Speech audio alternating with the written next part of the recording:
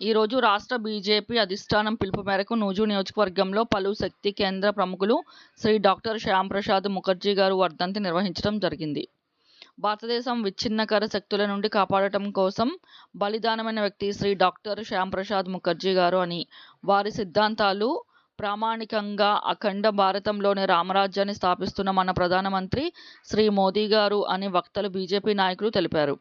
Bharatiya Janata party వ్యవస్థాపకులు శ్రీ శ్యాంప్రసాద్ ముఖర్జీ గారు బలిదాన్ దివస్ దినోత్సవ సందర్భంగా వారి చిత్రపటానికి పూలమాలలు వేసి నివాళులర్పించడం జరిగింది. పాల్గొన్న నూజు నియోజకవర్గ శక్తి కేంద్ర ప్రముఖులు గోగినేని శ్రీనివాస్ కుమార్ అప్పారావు, శివరాజ వసుంధరే, వైఎస్ దొరై, చెరుకుమల్ల సాగర్ శర్మ, దోసపాటి జనార్దన్, నక్కలపు కృష్ణారావు, కన్నెగంటి సాంబశివరావు, దారావతు శంకరం, బావరాజు పుల్లారావు, కుంపటి రంగారావు, చెంగల్వ రవికుమార్, గోగినేని సునీల్ బాబు, షేక్ బాజీ, యలవర్తి సత్యనారాయణ ఆచారి.